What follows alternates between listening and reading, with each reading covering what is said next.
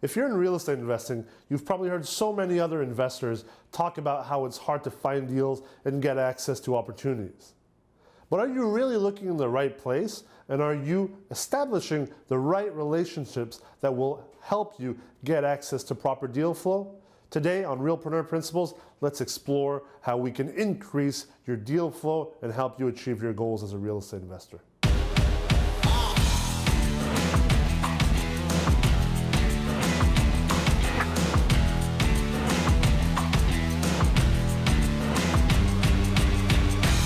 Welcome back to Realpreneur Principles. I'm Nikolaï Ray. I'm the CEO of the MREX. Today I wanted to talk about finding deals because let's face it, deal flow is a major issue, and it can be a major hindrance or it can be a major advantage in multifamily real estate investing, because ultimately if you don't have access to deal flow, it's very hard to generate returns, generate profits, grow your net worth, grow your cash flow, and ultimately succeed in your real estate investing goals. And now, the multifamily real estate market is actually a very peculiar market because most of the market is actually hidden.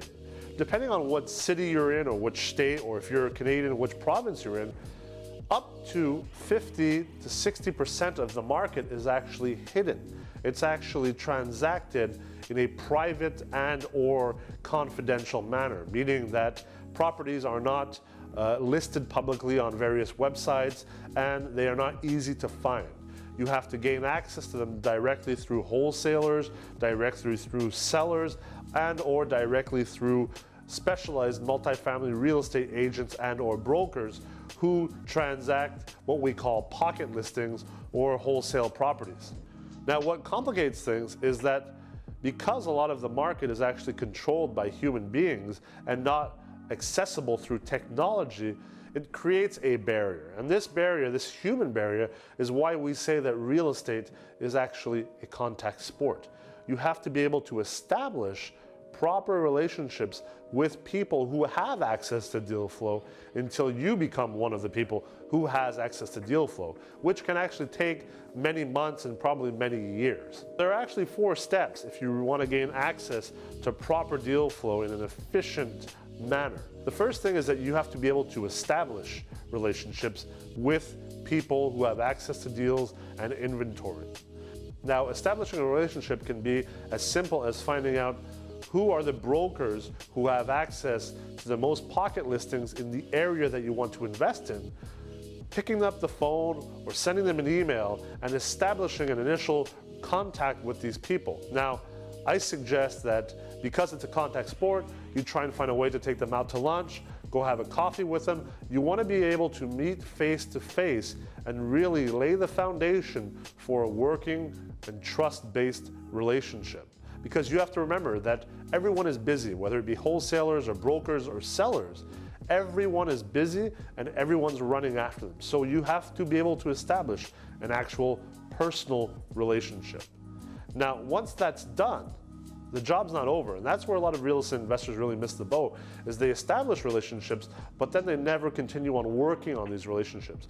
So the second phase is actually nurturing the relationship. So the second phase is actually investing in the relationship. And what I mean by that is, let's say you establish a relationship with a top pocket listing agent. You had a first meeting with that person, things went well, you got along. Well, the follow-up is to possibly invite that agent to play golf, invite that agent to another meal, invite him or her to a sports game, whatever it is. Follow up with birthday cards, Christmas cards, various things that make sure that you stay top of mind, and then that person really feels like you are invested in the relationship.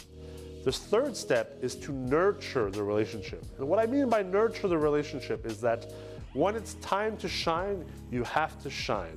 So ultimately, if that agent or that wholesaler sends you a deal, make sure you answer promptly. You have to answer within, ideally 24 hours, and I suggest answering actually within 10 to 15 minutes if you can. Even if the deal is not interesting to you, even if it doesn't fit exactly what you want as an investment, the fact of the matter that you are able to show that you can turn on a dime and answer and be proactive is really going to nurture that relationship.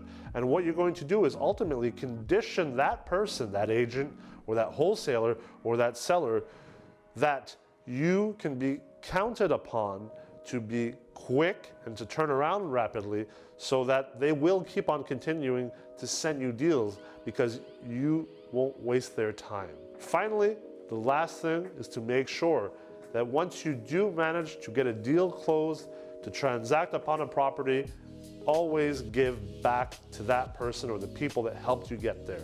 It's very, very important to reinvest into those relationships. So that concludes our episode of Realpreneur Principles. You have to remember that multifamily real estate is vastly transacted in a private, confidential manner. It's a contact sport, and it's a matter of who you know, how you treat them, and how they think of you. Keep that in mind the next time that you start looking for deals and opportunities.